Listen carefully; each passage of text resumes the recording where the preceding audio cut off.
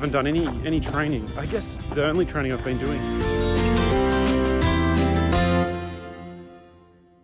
You'll see footage of when I went to sign my contract on Friday, which is like yesterday, and you'll also see some footage of me walking across this like huge open space, which I think is kind of like a little bit eerie and a little bit interesting as well. Like I think it's quite beautiful because it's like right in the middle of the city and it's this huge piece of land. Anyway, I don't want to ruin the surprise, but I hope you enjoy this video, and I want to do more videos like this where I give a little introduction and then, you know, go into the footage. So yeah, so I'm just walking to sign my new contract today. Pretty excited about it. I mean, I don't know if excited is the right word. It's just like a job to tick off, I guess. But it'll be good to have like that amount of time looking forward. It's always like one of those things where you worry about your employment. And yeah, I was just like thinking about the Melbourne lockdown. Like I've got a couple of cousins there, and well, I've got three cousins there, I think, actually, and a couple of uncles, a couple of aunties, and a lot of friends.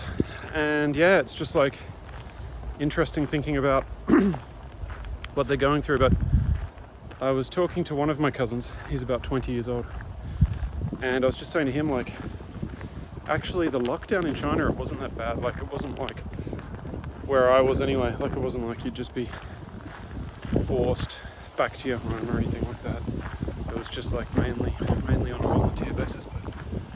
But anyway, thinking of those people, and yeah, not to turn this into like a pro-vaccine channel, but I'm definitely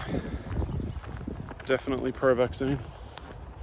And one of the funniest things about the vaccine is that I've been joking that it's been making me stronger, because I did like 4 pull-ups the other day, and I haven't done any training. I guess the only training I've been doing, I've been riding bicycles and just like standing up, you know, because I don't like sitting down on bicycles anymore, like especially in the heat, you know. I refuse to sit down on them, which sounds a bit eccentric. So that might have been working my arms a little bit, working my body a little bit, but could account for it.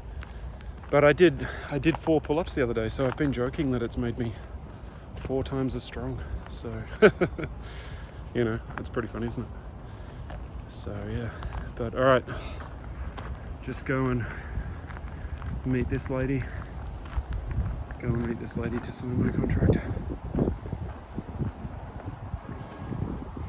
And yeah, to get into the university then, to get onto this side of the campus, I basically just climbed over some bicycles. So it just made me realize, like, you know, people think this country is like, it's like this or it's like that, but it's kind of, in reality it's pretty relaxed.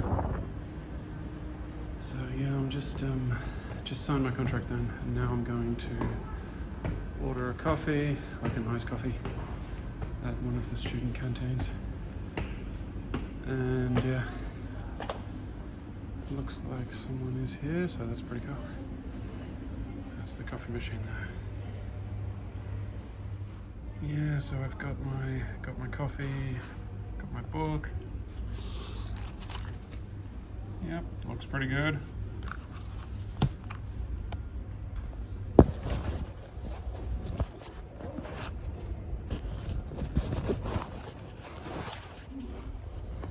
Looks pretty good. Yeah, that's good. Yeah, so as I was saying before, like, not having a contract, like not having certainty about a contract is a big worry for teachers everywhere, not just in China, in ESL or whatever, but just for everywhere. And yeah, I remember one time, like, I didn't get a contract. Well, it's happened a couple of times actually, but so yeah, I mean, look, foreigners can foreigners. If you're married, you can stay in China indefinitely. It's not a big deal because you can go on to a marriage visa, but you can't work. You can't work legally with a marriage visa. I mean,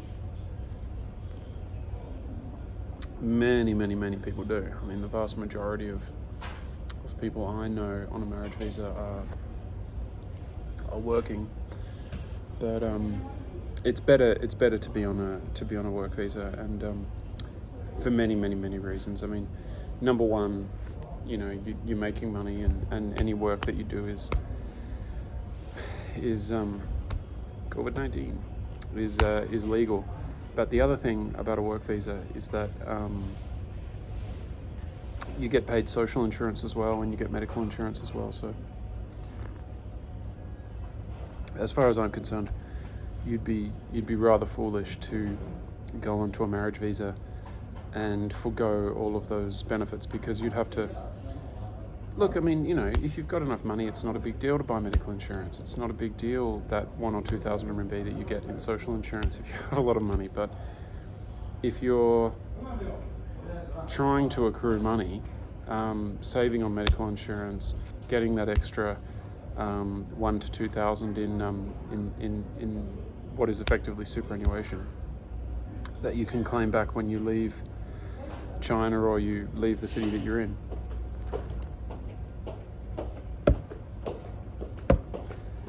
is a pretty good job.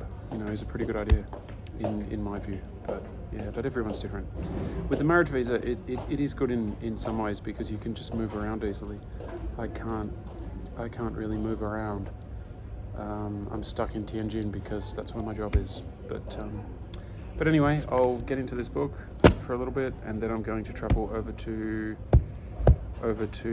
Binhai, back to Hershey, back to downtown, and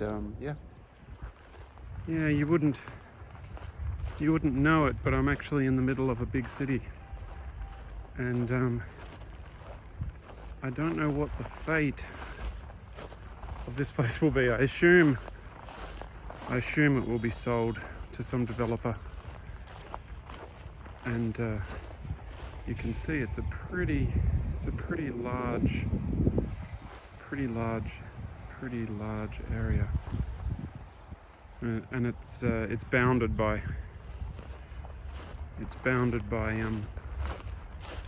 residential buildings.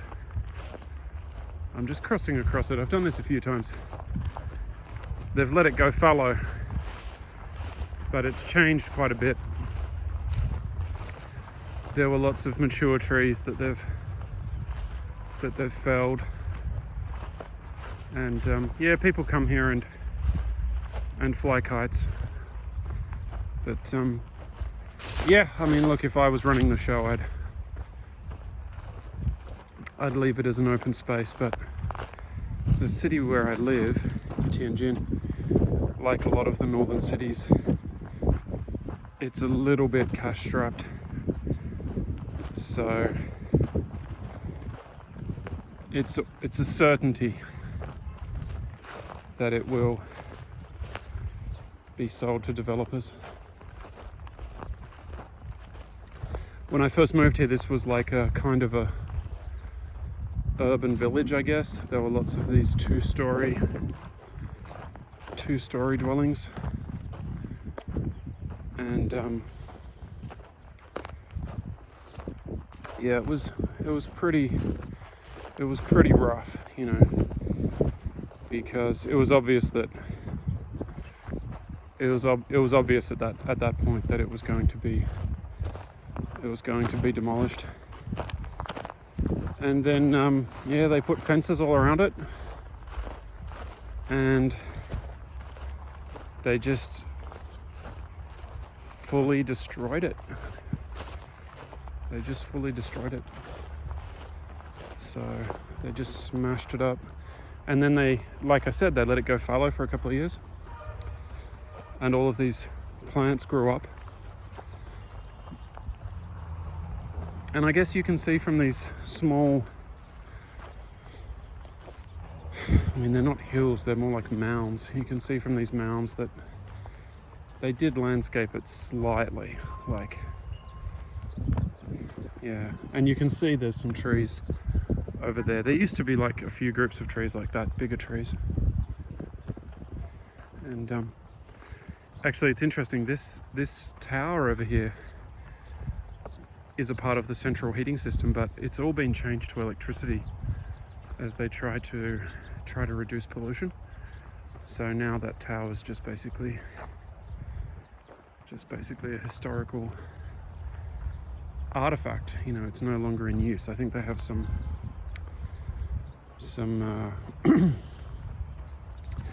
I need my tinfoil hat on because I think they have some 5G and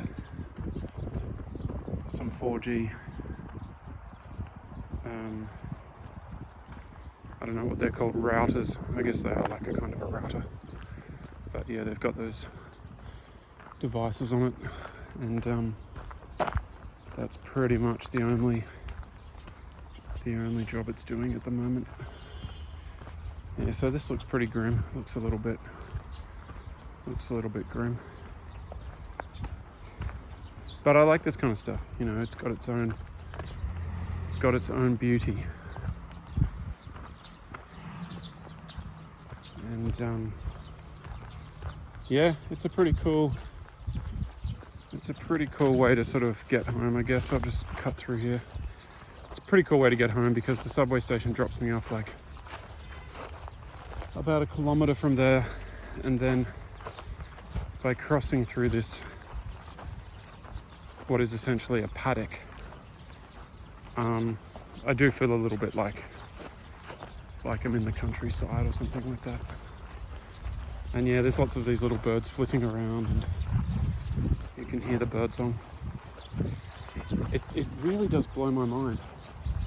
Yeah, now I've been living in China for a while. I mean, how much land is that? I'm not like a great guesstimator, but I'd say it's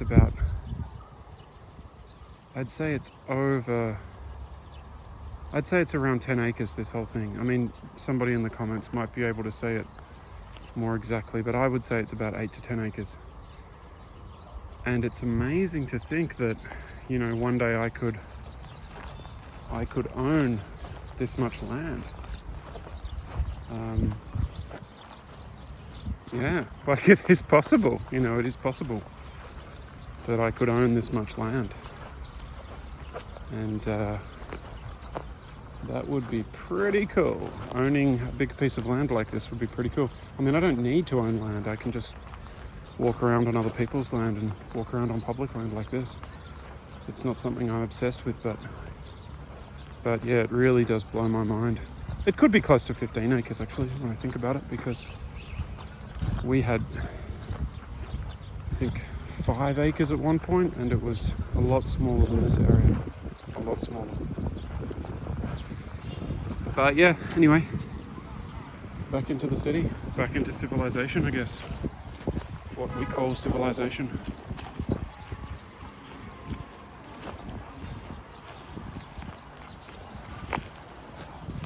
Bike basket out.